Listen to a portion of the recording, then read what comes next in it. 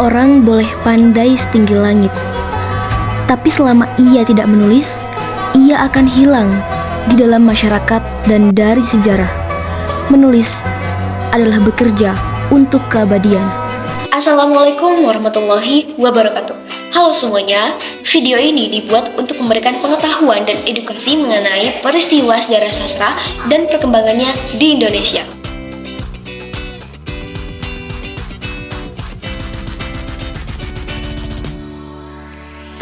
Sebelumnya, pernahkah kalian berpikir tentang dunia digital yang sangat berpengaruh kepada semua sektor bidang kehidupan, tak terkecuali sastra?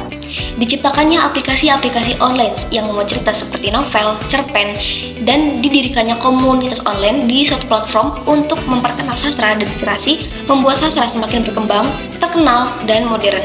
Pengaruh digitalisasi ini menjadi salah satu sarana untuk meningkatkan minat baca karena penyebaran dan konsumsinya ini merambah kepada anak-anak muda yang sebelumnya tidak suka membaca. Dengan adanya digitalisasi ini menjadikan sastra modern lebih cepat diterima di masyarakat karena aksesnya yang mudah, namun sejumlah tantangan akan tetap hadir di tengah-tengah masyarakat meskipun sastra telah berkembang secara modern.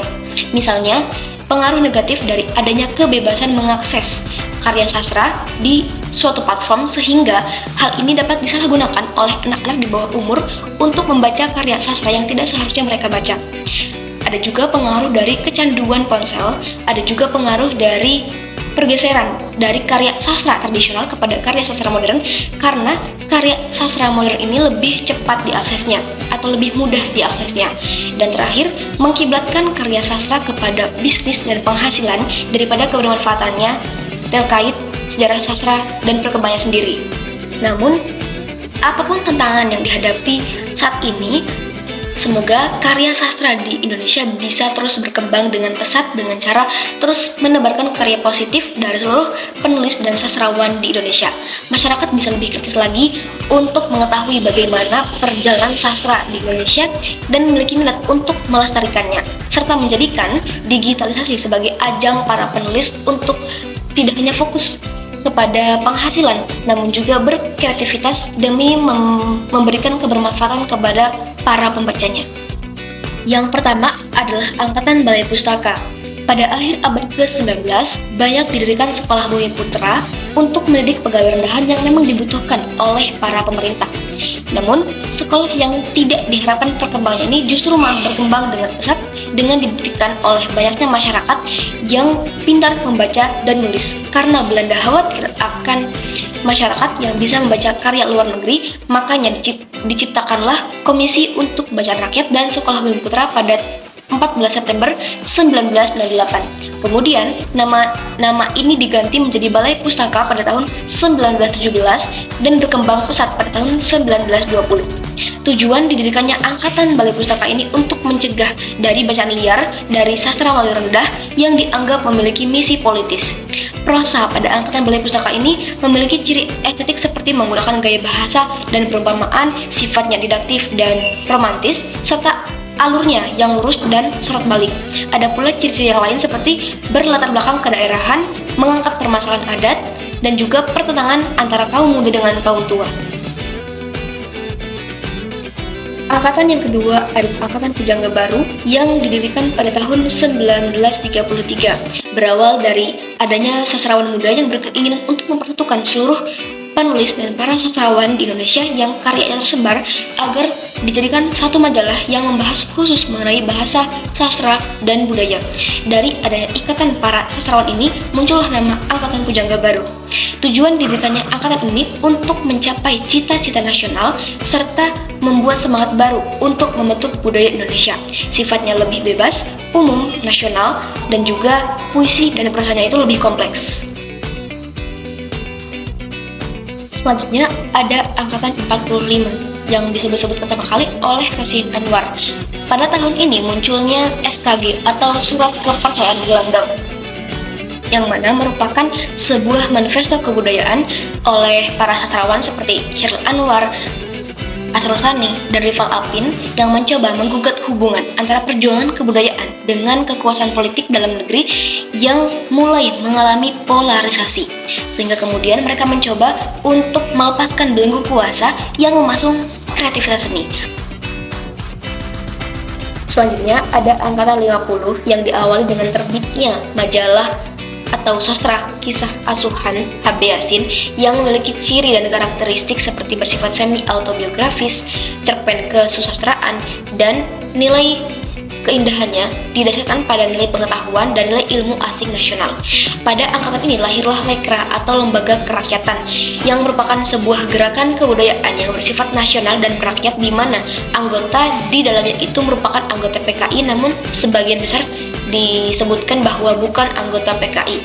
Lahirnya Lekra merupakan sebuah respon dari adanya SKG yang berisi bahwasannya SKG itu menolak hubungan antara kebudayaan dengan kekuasaan, sementara Lekra lebih mengedepankan politik sebagai panglima dan seni untuk menjadikan politik itu sebagai aksi propaganda.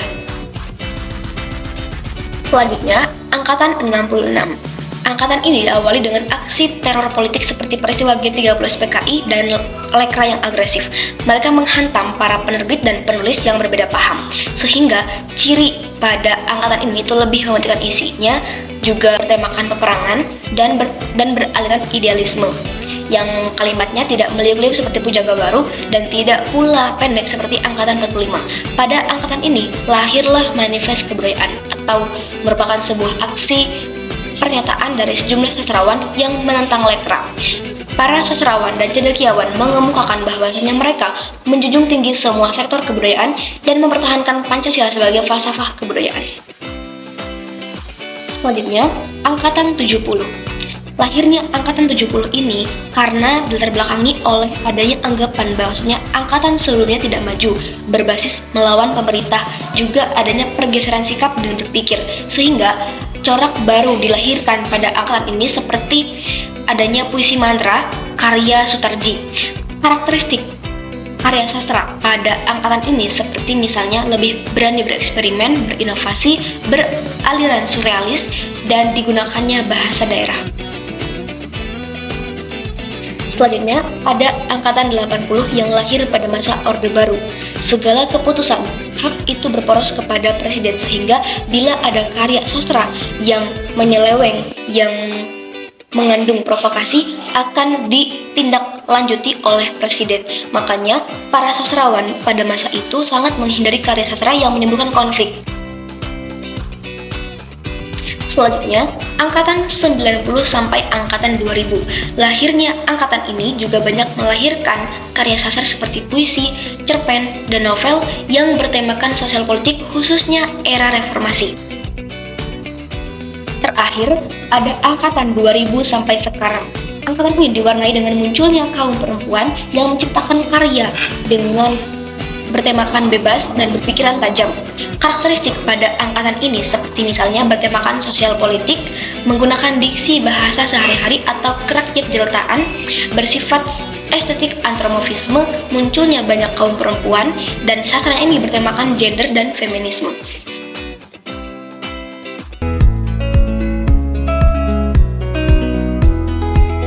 Nah, setelah mengetahui bagaimana perkembangan sejarah sastra dari angkatan Balai Pustaka sampai sekarang, apakah cukup membuat kalian takjub? Tentunya ada banyak sekali perubahan-perubahan yang terjadi dalam sejarah, dan sastra modern lebih luas lagi perkembangannya. Maka dari itu, jadilah salah satu dari sekian banyaknya manusia yang memiliki misi untuk melestarikan dan mempertahankan sastra sebagai budaya Indonesia.